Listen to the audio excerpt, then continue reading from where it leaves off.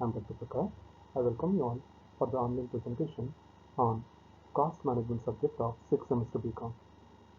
In this session, I'll be discussing about the topic value analysis. To start with the meaning of value analysis, it is a disciplined approach which ensures the necessary functions for the minimum cost without diminishing quality, reliability, performance, and appearance. So it is one of the strategies used by the organizations to reduce the cost of a product. So value analysis ಅಂದರೆ ಮೌಲ್ಯದ ವಿಶ್ಲೇಷಣೆ ಅಂತ ಹೇಳಿ.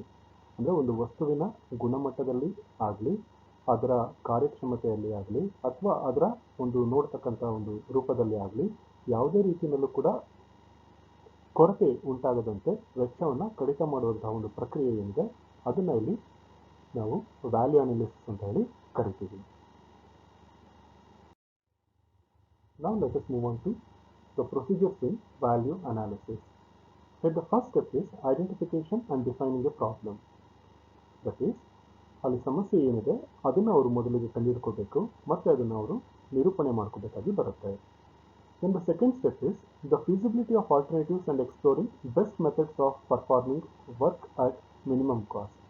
ಅಂದರೆ ಕಡಿಮೆ ವೆಚ್ಚದಲ್ಲಿ ಆ ಕೆಲಸವನ್ನು ಯಾವ ರೀತಿ ಅವರು ಪೂರ್ಣಗೊಳಿಸಬೇಕು ಅನ್ನೋದಕ್ಕೆ ಇರ್ತಕ್ಕಂಥ ವಿವಿಧ ಆಯ್ಕೆಗಳನ್ನು ಅವರು ಕಂಡುಕೋಬೇಕಾಗಿ ಬರುತ್ತೆ ಮತ್ತು ಅದರಲ್ಲಿ ಇರ್ತಕ್ಕಂಥ ಲಾಭ ನಷ್ಟಗಳು ಏನು ಅನ್ನೋದನ್ನು ಕೂಡ ಅವರಲ್ಲಿ ತಿಳ್ಕೋಬೇಕಾಗಿ ಬರುತ್ತೆ.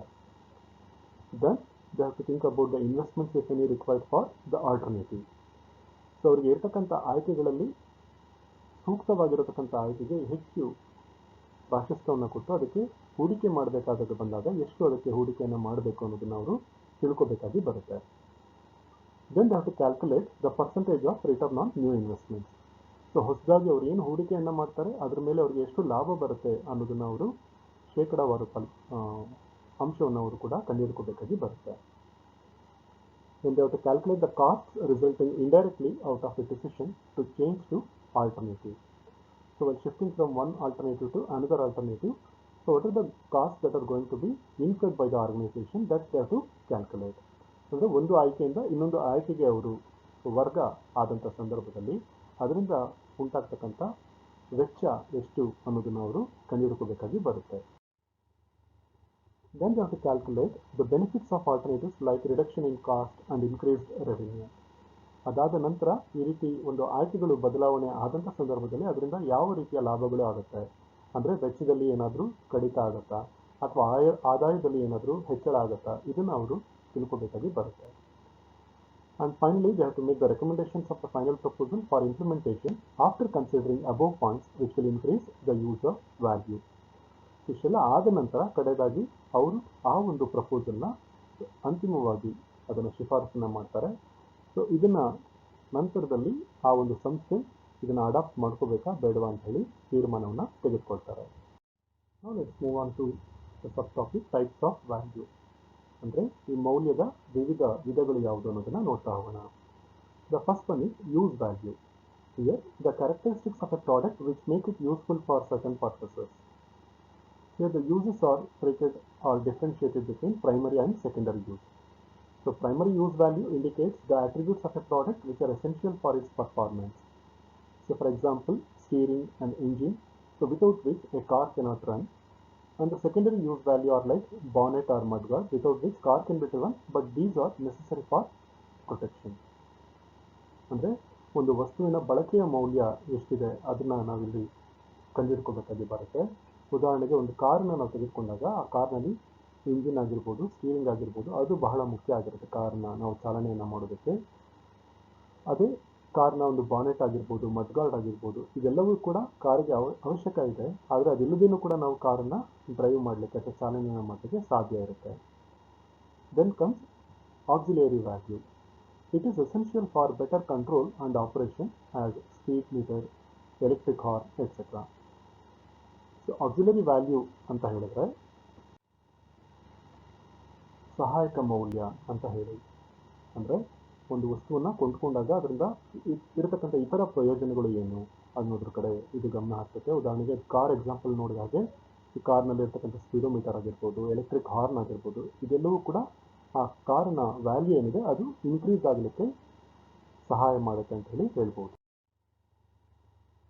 Then we have esteem value. Certain properties of a product do not increase its utility or performance, but they make it estimable, which would induce the customers to purchase the product. ಅಂದರೆ ಒಂದು ಉತ್ಪನ್ನವನ್ನು ಖರೀದಿ ಮಾಡೋದ್ರಿಂದ ಅವರ ಒಂದು ಘನತೆ ಗೌರವ ಹೆಚ್ಚಾಗುತ್ತೆ ಅನ್ನೋ ಒಂದು ಕಾರಣಕ್ಕೆ ಅದನ್ನು ಕೊಂಡ್ಕೊಳ್ತಾ ಹೋಗ್ತಾರೆ.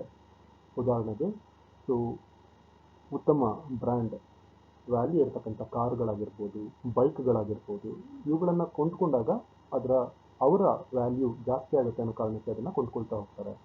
So for example, the purchasers of the Royal Enfield bike or the bullets or the purchasers of high-end mobiles like Apple. So these are the examples of the products having esteem value. Then comes cost value. So value measured in cost inward. Example, for manufacturing concern, it refers to cost of production of the product produced, and if some part of the product is purchased from outside. So ವೆಚ್ಚದ ಮೌಲ್ಯ ಇದು ಕೂಡ ತುಂಬ ಅಗತ್ಯ ಆಗಿರುತ್ತೆ. ಯಾಕಂದರೆ ಒಂದು ವಸ್ತುವನ್ನು ಉತ್ಪಾದನೆ ಮಾಡಬೇಕಾದ್ರೆ ಅದರ ಉತ್ಪಾದನಾ ವೆಚ್ಚ ಎಷ್ಟು ಆಗುತ್ತೆ ಅನ್ನೋದನ್ನು ಕೂಡ ಅವರು ತಿಳಿದುಕೊಂಡು ಅದರ ನಂತರ ಅವರು ಆ ಒಂದು ಉತ್ಪನ್ನವನ್ನು ಇತರ ಮೂಲಗಳಿಂದ ಅದನ್ನು ಕೊಂಡ್ಕೊಂಡಿದ್ರೆ ಅದರ ಮೌಲ್ಯ ಎಷ್ಟಾಗ್ತಿತ್ತು ಅನ್ನೋದನ್ನು ಕೂಡ ಅವರಲ್ಲಿ ಕಂಡುಹಿಡ್ಕೋಬೇಕಾಗಿ ಬರುತ್ತೆ. The next one is exchange value. Certain characteristics of a product facilitate its exchange for something else, and what we get is the exchange value of that product. ಅಂದರೆ ಒಂದು ವಸ್ತುವನ್ನು ಇತರೆ ವಸ್ತುವಿನೊಂದಿಗೆ ನಾವು ವಿನಿಮಯ ಮಾಡಿಕೊಂಡಾಗ ನಮಗೆ ದೊರೆತಕ್ಕಂಥ ಒಂದು ಲಾಭ ಏನಿದೆ ಅದನ್ನು ಇಲ್ಲಿ ಎಕ್ಸ್ಚೇಂಜ್ ವ್ಯಾಲ್ಯೂ ಅಂತ ಹೇಳಿ ಕರೀತಾರೆ. Now let's move on to another subtopic, value chain analysis. Value chain analysis is a strategy tool used to analyze internal firm activities. Its goal is to recognize which activities are the most valuable, that is, are the source of cost or differentiation advantage to the firm, and which ones could be improved to provide competitive advantage. ಅಂದರೆ ಒಂದು ಸಂಸ್ಥೆಯಲ್ಲಿ ಆ ಒಂದು ವಸ್ತುವನ್ನು ಉತ್ಪಾದನೆ ಮಾಡಬೇಕಾದ್ರೆ ಅದರ ಲಾಭಗಳು ಏನಿರುತ್ತೆ ಅನ್ನೋದನ್ನು ಅವ್ರು ಕಂಡುಹಿಡ್ಕೋಬೇಕಾಗಿ ಬರುತ್ತೆ. ಅಂದರೆ ಯಾವ ಚಟುವಟಿಕೆಗಳಿಂದ ಅವರಿಗೆ ಹೆಚ್ಚು ಲಾಭ ತಂದುಕೊಡುತ್ತೆ ಅಂಥ ಚಟುವಟಿಕೆಗಳಿಗೆ ಅವರು ಹೆಚ್ಚು ಗಮನ ಹರಿಸಬೇಕಾಗಿ ಬರುತ್ತೆ. ಮತ್ತು ಯಾವ ಚಟುವಟಿಕೆಗಳಿಂದ ಅವರಿಗೆ ಕಡಿಮೆ ಲಾಭ ಇರುತ್ತೆ ಅಂಥದ್ರ ಕಡೆ ಅವರು ಹೆಚ್ಚು ಗಮನವನ್ನು ಕೊಟ್ಟು ಅದನ್ನು ಇಂಪ್ರೂವ್ ಮಾಡ್ಕೊಳ್ಳೋಕ್ಕೆ ಏನಾದರೂ ಸಾಧ್ಯತೆಗಳಿದ್ದರೆ ಅದನ್ನು ಅವರು ಬದಲಾಯಿಸ್ಕೋಬಹುದು. So the costing techniques like ABC costing technique is one of the example of this value chain analysis. In this picture, you can see how the primary activities and the supportive activities are coordinated in order to achieve the targets of the organization. So the primary activities are inbound logistics, operations, outbound logistics, that is marketing and sales and services. And here the supportive activities for this are the firm infrastructure, the human resource which they have in the organization, the technological development facilities which they are having, and the procurement of these in order to achieve the targets of the organization.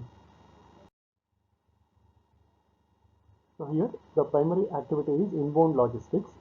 So these are the activities that are concerned with receiving and storing externally sourced materials. The second one is operations, where the manufacturer of products and services, the way in which resource inputs, that is materials, are converted to outputs, that is products. And third one is outbound logistics. These are the activities that are associated with getting finished goods and services to the buyers.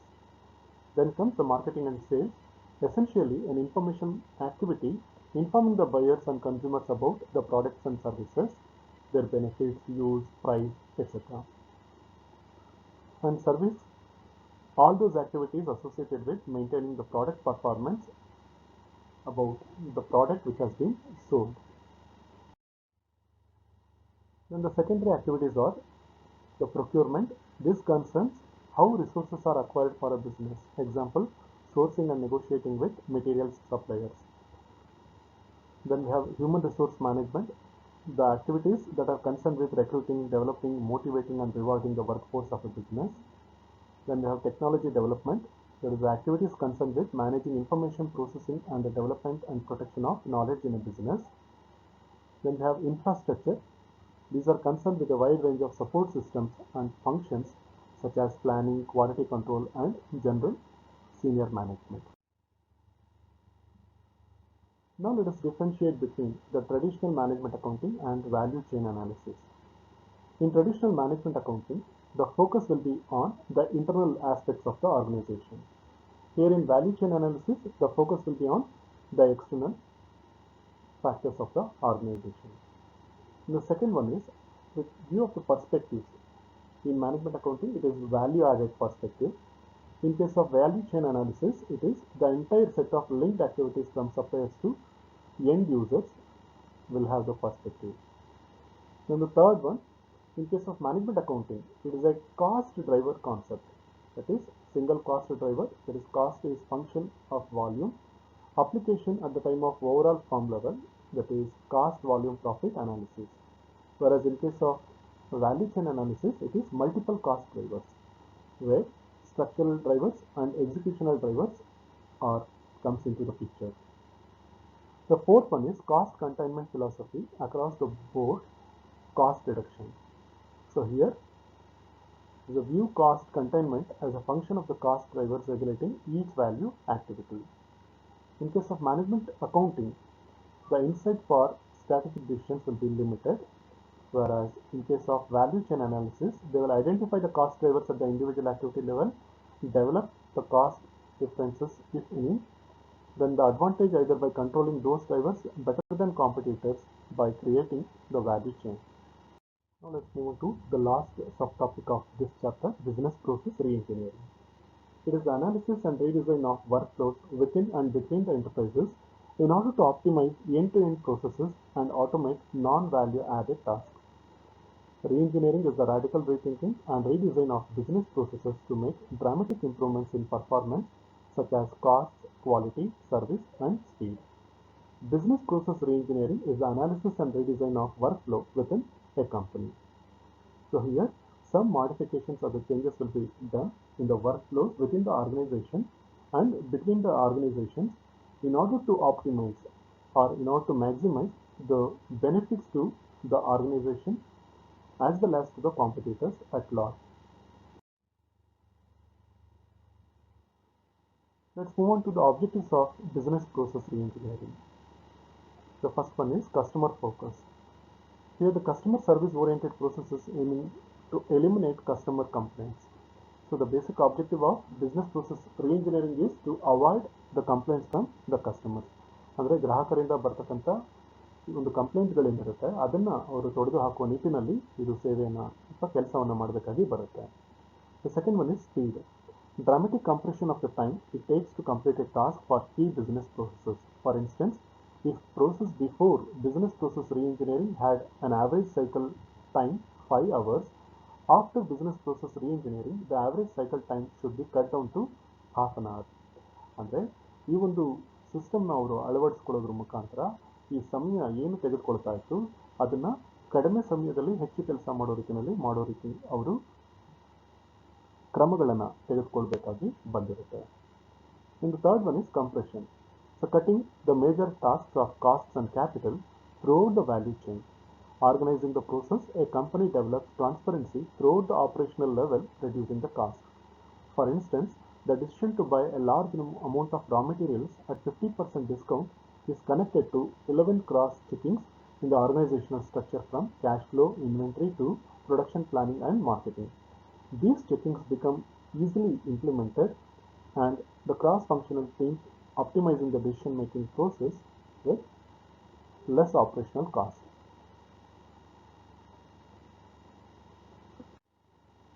By cutting the operational cost. ಅಂದರೆ ಇಲ್ಲಿ ಅವರು ವೆಚ್ಚವನ್ನು ಕಡಿತ ಮಾಡ್ಕೊಳ್ತಾ ಹೋಗ್ತಾರೆ. ಈ ರೀತಿ ಮಾಡೋದ್ರಿಂದ ಅವರು ಕಡಿಮೆ ವೆಚ್ಚದಲ್ಲಿ ಹೆಚ್ಚು ಕಾರ್ಯಕ್ಷಮತೆಯನ್ನು ಗಳಿಸ್ಕೊಳ್ಳೋದಕ್ಕೆ ಅವರು ಪ್ರಯತ್ನವನ್ನು ಮಾಡ್ತಾ ಇರ್ತಾರೆ. The next one is flexibility. Adaptive processes and structures to changing conditions and competition. Being closer to the customer, the company can develop the awareness mechanisms to rapidly spot the weak points and adapt to new requirements of the market. ಅಂದರೆ ಮಾರುಕಟ್ಟೆಯಲ್ಲಿ ಇರ್ತಕ್ಕಂಥ ಹೊಸ ಅಗತ್ಯಗಳಿಗೆ ತಕ್ಕಂತೆ ತಮ್ಮಲ್ಲಿ ಇರತಕ್ಕಂಥ ಒಂದು weak points ಅಂದರೆ ಅದನ್ನು ಬದಲಾವಣೆಗಳನ್ನು ಮಾಡಿಕೊಂಡು ಅವರು ಕೆಲಸವನ್ನು ಮಾಡ್ತಕ್ಕಂಥ ಒಂದು ಪ್ರಕ್ರಿಯೆ ಇದು ಆಗಿರುತ್ತೆ. And quality, obsession with the superior service and value to the customers. So ಯಾವುದೇ ಒಂದು ಸಂಸ್ಥೆ ಒಂದು ಹೆಚ್ಚಿನ ರೀತಿಯಲ್ಲಿ ಸೇವೆ ಹಾಗೂ ಮೌಲ್ಯವನ್ನು ಗ್ರಾಹಕರಿಗೆ ಕೊಡಬೇಕು ಅನ್ನೋದೇ ಅವರ ಒಂದು ಉದ್ದೇಶ ಇಟ್ಕೊಂಡಿರ್ತಾರೆ. And the level of quality is always the same, controlled and monitored by the processes and does not depend mainly on the person who is servicing the customer. ಅಂದರೆ ಇಲ್ಲಿ ಗ್ರಾಹಕರಿಗೆ ಅವರು ಸೇವೆಯನ್ನು ಕೊಡಬೇಕು ಅನ್ನೋದಷ್ಟೇ ಮುಖ್ಯವಾಗಿ ಇರುತ್ತೆ ಹೊರತು ಯಾರು ಆ ಸೇವೆಯನ್ನು ಕೊಡ್ತಾ ಇದ್ದಾರೆ ಅನ್ನೋದು ಇಲ್ಲಿ ಮುಖ್ಯ ಆಗೋದಿಲ್ಲ. ಹಾಗಾಗಿ ಅವರು ಯಾವುದೇ ಹಂತದಲ್ಲಿ ಕೂಡ ಗುಣಮಟ್ಟವನ್ನು ಅವರು ಕಾಂಪ್ರಮೈಸ್ ಮಾಡ್ಕೊಳ್ಳೋದನ್ನೇ ಅವರು ಕೆಲಸವನ್ನು ಮಾಡ್ತಾ ಹೋಗ್ತಕ್ಕಂಥ ಒಂದು ಪ್ರಕ್ರಿಯೆ ಇದು ಆಗಿರುತ್ತೆ. Then we have innovation, leadership through imaginative change providing to organisation competitive advantage. So ಒಂದು ಸಂಸ್ಥೆಯಲ್ಲಿರ್ತಕ್ಕಂಥ ಒಂದು ನಾಯಕತ್ವ ಏನಿರ್ತಾರೆ ಅದರ ಮುಖಾಂತರ ಆ ಒಂದು ಸಂಸ್ಥೆಗೆ ಇತರೆ ಸಂಸ್ಥೆಗಳಿಗೂ ಇವರಿಗೂ ಹೋಲಿಸ್ಕೊಂಡಾಗ ಒಂದು ಹೆಜ್ಜೆ ಮುಂದೆ ಇರೋ ರೀತಿಯಲ್ಲಿ ಮಾಡ್ತಕ್ಕಂಥ ಒಂದು ಪ್ರಕ್ರಿಯೆ ಏನಿದೆ ಅದಕ್ಕೆ ಆ ಸಂಸ್ಥೆ ಒಂದು ಕ್ರಿಯಾತ್ಮಕ ರೀತಿಯಲ್ಲಿ ಕೆಲಸ ಮಾಡ್ತಕ್ಕಂಥ ಒಂದು ಪ್ರಕ್ರಿಯೆ ಇದು ಆಗಿರುತ್ತೆ. Then comes finally the productivity. It improves drastically effectiveness and efficiency of the organization. ಅಂದರೆ ಒಂದು ಸಂಸ್ಥೆಯಲ್ಲಿ ಇರ್ತಕ್ಕಂಥ ಒಂದು ಪ್ರೊಡಕ್ಟಿವಿಟಿ ಒಂದು ಉತ್ಪಾದಕತೆ ಏನಿದೆ ಅದನ್ನು ಅವರು ಹೆಚ್ಚು ಪರಿಣಾಮಕಾರಿಯಾಗಿ ಮತ್ತು ಕ್ರಿಯಾತ್ಮಕವಾಗಿ ನಡೆಸ್ಕೊಳ್ಳೋದಕ್ಕೆ ಸಾಧ್ಯ ಆಗುತ್ತೆ ಅಂತಕ್ಕಂಥದ್ದು. So with this I will come to the end of the first module in the cost management, that is cost control and cost reduction. So in this chapter you can expect only 2 marks and 6 marks questions in the examination. ಅಂದರೆ ನಿಮಗೆ ಇಲ್ಲಿ section A 2 ಮಾರ್ಕ್ಸ್ಗೆ ನಿಮಗೆ ಬರ್ತಕ್ಕಂಥ ಪ್ರಶ್ನೆಗಳು ಈ ಒಂದು ಚಾಪ್ಟರ್ನ ನಿಮಗೆ ಕೇಳ್ತಾ ಇರ್ತಾರೆ.